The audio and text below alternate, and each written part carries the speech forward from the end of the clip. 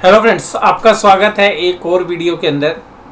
और ये video HDFC bank से रिलेटेड है, क्योंकि जिस तरीके से डाउ जोन्स ने तकरीबन 850 पॉइंट की गिरावट फ्राइडे के सेशन में दी, और जिस तरीके से हमारे यहाँ पे भी बाज़ारों में जनरली इंडेक्स के अंदर एक स्ट्रेंथ देखने के लिए नहीं मिल रही है।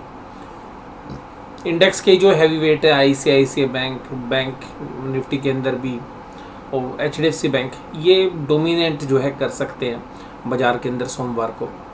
और दोनों के ऊपर एक पॉजिटिव न्यूज़ है, लेकिन मैं ये चर्चा इसलिए नहीं कर रहा हूँ कि मैं दोनों शेयर्स के बारे में बात करूँ। मैं स्पेसिफिकली एचडीएफसी बैंक के बारे में बात करूँगा आपके साथ। एचडीएफसी बैंक के जो रिज़ल्ट थे वो आपने देखे। मैं आज बात करूँगा कि मैनेजमेंट किस तरीके से काम करती है, किस तरीके से मार्केट के अंदर जो मैनेजमेंट है वो काम कैसे करती है, किस तरीके से शेयर बाज़ार मार्केट को डिसीजन के लिए मजबूर करता है। जो एचडीएफसी बैंक की मैनेजमेंट है वो कितना स्मार्टली प्ले कर रही थी, कितने अच्छे तरीके से उन्होंने चीज़ें मैनेज करने की कोशिश की, और फिर भी शेयर की धुलाई हो गई। देखिएगा, 4 तारीख की जो बात है वो करूँगा, लेकिन उससे पहले मैं आपको कुछ रैशनैलिटी बताता हूँ। देखिएगा, एचडीएफसी बैंक के अंदर जो सबसे बड़े निवेशक हैं वो फॉरेन इंस्टीट्यूशनल इन्वेस्टर्स हैं। वो सारे निवेशक नहीं हैं, उसमें से बहुत सारे ट्रेडर्स भी हैं। ट्रेडर्स का मतलब है कि वो लोग ट्रेड करते हैं, एचडीएफसी बैंक को कभी बेचते हैं, खरीदते हैं। बहुत सारे ऐसे भी हैं जो एचडीएफसी बैंक के साथ साथ फ्यूचर्स एंड ऑप्शंस में ट्रेड करते हैं, यानी कि एचडीएफसी बैंक को डिलीवरी भी रखते हैं और फिर सेल और बाय भी करते हैं। बहुत सारे ऐसे भी हैं जो एचडीएफसी बैंक को इसलिए खरीदते हैं क्योंकि उनको बैंक निफ्टी में ट्रेड करना है और इंडेक्स को मैनेज करने के लिए एचडीएफसी बैंक खरीदना या बेचना पड़ता है। कुछ ऐसे भी लोग हैं जो अपनी पोजीशंस को निफ्टी के सामने हेज करने के लिए एचडीएफसी बैंक खरीदते हैं, बेचते हैं। इसी तरीके से आर्बिट्राज अपॉर्चुनिटीज़ भी रहती है, क्योंकि ऑप्शंस बाजार के अंदर ऑप्शंस और स्पॉट मार्केट में रेट के फ़र्क होते हैं। ये सब जो है इस शेयर्स के अंदर भरपूर मात्रा में उपलब्ध है। इसके अलावा जो हमारे म्यूचुअल फंड्स हैं उनकी भी ये पहली पसंद है। तो इसका मतलब ये नहीं है कि सारे लोग एक ही तरीके से काम करते हैं। अगर हम कभी ये बोलेंगे एफआईएस बेच रहे हैं, तो इसका मतलब ये नहीं है कि सारे एफआईएस ने बेचा ही होगा, कुछ ने खरीदा भी होगा उस दिन, ऐसा नहीं होता है। बट नेट एंड नेट हम जो है बात करते हैं। अब 4 तारीख की घटना थी जब इन्होंने मर्जर अनाउंस किया। मर्जर एचडीएफसी लिमिटेड के साथ होना है। एचडीएफसी लिमिटेड के शेयर होल्डर्स को काफ़ी बेनिफिट भी हो सकता है, जैसा मैंने आपको 4 तारीख की वीडियो में भी आपके साथ चर्चा की थी। तो मैंने कहा था एचडीएफसी बैंक के लिए शायद ज़्यादा अच्छा नहीं है। अब एचडीएफसी बैंक की मैनेजमेंट मिलती है 16 तारीख को। 16 तारीख को एक्सचेंज को इन्फॉर्मेशन किया जाता है 3:18 पर। 3:18 पर एक्सचेंज को इन्फॉर्म किया जाता है 16 तारीख को कि जी हम डिविडेंड डिसाइड करेंगे, और ये करेंगे हम 23 तारीख को, 23 को। जबकि 16 तारीख को ही उन्होंने रिजल्ट देना था, और उन्होंने 6:40 पर रिजल्ट पेश किया। काफ़ी लेट था उस दिन रिजल्ट अच्छा था, नो डाउट। एनालिसिस भी मैंने आपके साथ किया था। तो देखिएगा मैनेजमेंट कैसे काम करती है। जब 4 तारीख से लेके वो 16 तारीख पर आ गए तो उनके शेयर्स प्राइस में काफ़ी अच्छी गिरावट हुई। अब मैनेजमेंट को लगा कि हम अच्छे रिजल्ट दे दें, उसी से काम चल जाएगा। डिविडेंड तो हम देंगे, लेकिन कितना देंगे ये डिसाइड करने के लिए मैं 1 हफ्ते का टाइम लेते हैं। नॉर्मली क्या होता है कि जो ये बोर्ड मीटिंग होती है इसी के अंदर डिविडेंड डिसाइड होता है। जैसे आज आईसीआईसीआई बैंक ने भी जो कल रिजल्ट दिए उसने डिविडेंड भी साथ साथ डिक्लेयर कर दिया कि भाई ये डिविडेंड है।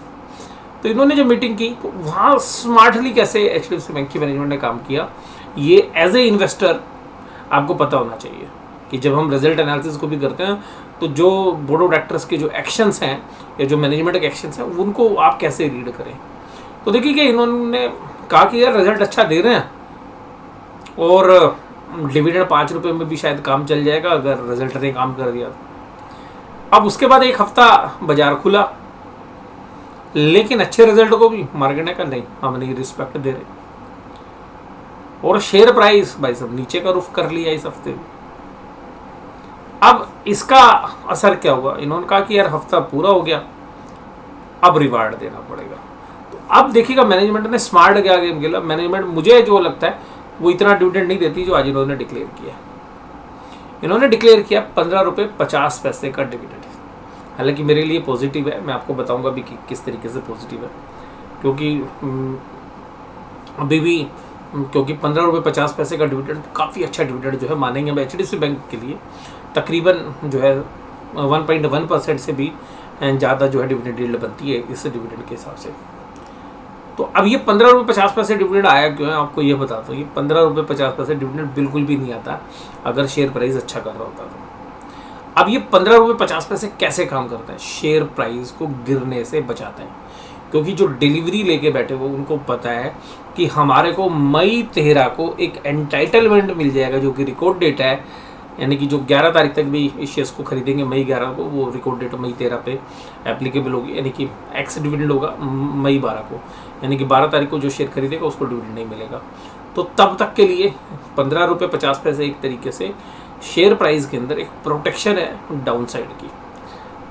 लेकिन अगर ये 5 रुपये देते तो प्रोटेक्शन कम होती, 10 देते तो और कम होती। पर ये देखिएगा ना, इनको तो यार 16 तारीख को ही पता था, 16 तारीख को ही क्यों नहीं दे दिया डिविडेंड? नहीं, इसे कहते हैं स्मार्ट प्ले, इसे कहते हैं स्मार्ट प्ले। एक्शंस बाजार क्या करेगा उसके अनुरूप हमने काम करना है। तो ध्यान रखिएगा, इस एक्शन से हमें क्या समझ में आता है, इस एक्शन से HDFC बैंक की मैनेजमेंट डरी हुई है कि यार शेयर प्राइस और ना तोड़ दे, तो उसको प्रोटेक्ट करने के लिए डिविडेंड कैसे प्ले करता है वो मैं आपको बता रहा हूँ। हालांकि शेयर बाजार के अंदर जो इम्पैक्ट है वो यार नेगेटिव हो सकता है। दोनों जो HDFC बैंक के साथ साथ अगर ICICI बैंक में भी देखें तो बैंक निफ्टी के लिए दोनों के अंदर से पॉजिटिव जो है वाइब्स आ रही हैं, पॉजिटिव न्यूज़ है दोनों की तरफ से, दोनों अगर रिएक्ट करेंगे तो। लेकिन जो नेगेटिव न्यूज़ आ रही है वो कहाँ से आ रही है? नेगेटिव न्यूज़ आ रही है डाउ जोन्स की वजह से। अब डाउ जोन्स ने जो रिएक्ट किया फ्राइडे के सेशन में वो हमारे लिए एडवर्स हो सकता है, ग्लोबल मार्केट में सेल ऑफ हो सकती है मंडे को, और डॉलर इंडेक्स भी 100 से ऊपर चल रहा है। तो ये मार्केट आउटलुक भी है भाई नेक्स्ट वीक में, बट मंथली एक्सपायरी भी है इस महीने। मुझे लगता है कि जो शेयर्स पिछले 3 हफ्तों में टूटे हैं, जो भी जिन्होंने करेक्शन किया उनमें एक शॉर्ट कवरिंग बनने के चांसेस है। जिन्होंने बहुत अच्छा किया है इस पिछले 3 हफ्तों में उनमें ऊपर से एक सेलिंग प्रेशर हमें देखने के लिए मिल सकता है। रिलायंस ने बहुत अच्छा किया है इस महीने में, तो हो सकता है कि रिलायंस में आपको एक सेलिंग प्रेशर देखने के लिए मिले। ICICI बैंक ने न्यूट्रल किया है, तो शायद मुझे लगता है कि न्यूट्रल पोजीशन रिजल्ट तो अच्छा है, तो शायद गिरावट ज़्यादा आपको देखने के लिए ना मिले। HDFC बैंक पहले ही बहुत ज़्यादा गिर चुका है और ये डिविडेंड प्रोटेक्ट कर रहा है, तो हो सकता है कि क्योंकि फंडामेंटल वैल्यू भी अब जो है बड़े रीजनेबल प्राइस पे। तो कुल मिलाकर इन कंपनीज़ के अलावा IT कंपनीज़ के अंदर अगर बात करें तो IT कंपनीज़ भी प्री लेवल से अच्छे करेक्ट हो चुके हैं, तो उसमें शॉर्ट कवरिंग तो नहीं, बट मुझे लगता है कि प्रोटेक्ट करने की कोशिश करेंगे निचले लेवल पर। अगर वो आएंगी IT कंपनीज़ तो वो भी एक बेहतरीन जो है जो लॉन्ग टर्म्स के पिकर्स हैं उनके लिए अच्छी वैल्यू पिक हो सकती हैं। इसी तरीके से अगर हम रिफाइनरी कंपनीज़ को देखें, हालांकि उनका वेट इतना नहीं है, तो वो भी अब पास ऑन कर पा रही हैं प्राइस, बट क्रूड ऑयल भी $108 के आसपास जो है टिका हुआ है। तो कुल मिलाकर ये जो हफ्ता है, वैसे तो आप लोगों ने घोषित कर ही दिया कि डाउ जोन्स इतना गिर चुका है तो बहुत मंदी है, बट मुझे ऐसा लगता है कि अगर शॉर्ट्स रोल ओवर हो गए तो मंदी होगी, अदरवाइज एक पुल बैक आने के चांसेस हो सकते हैं। तो सोमवार को जो है पिक्चर ज़्यादा क्लियर होगी, तो सोमवार के जो एनालिसिस है उसके अंदर मैं आपके साथ चर्चा करूँगा।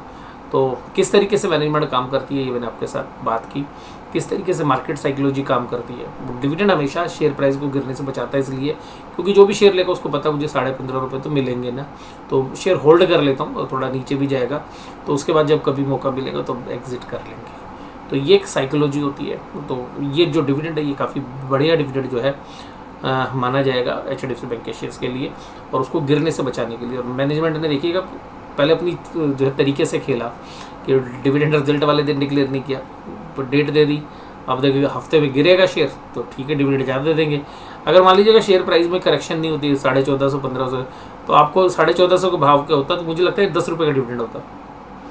तो हालांकि डिविडेंड पॉलिसी होती है कंपनी की, लेकिन ये बहुत सारी जो चीज़ें हैं ये सब्जेक्टेड टू मैनेजमेंट होती है, और डिविडेंड अप्रूव करने की पावर तो शेयर होल्डर्स के पास है जनरल मीटिंग में, लेकिन रिकमेंड करने की पावर कंपनी एक्ट में डायरेक्टर के पास है। ये जो डिविडेंड है इसको शोल्डर बढ़ा नहीं सकते, चाहे तो घटा दे, तो शोल्डर घटाएंगे क्यों? ये चीज़ें जो हैं लीगली में आपको पता होनी चाहिए। ये चर्चा मैंने आपके साथ की, आपको कैसी लगी? वीडियो देखने के लिए धन्यवाद। Thank you very much.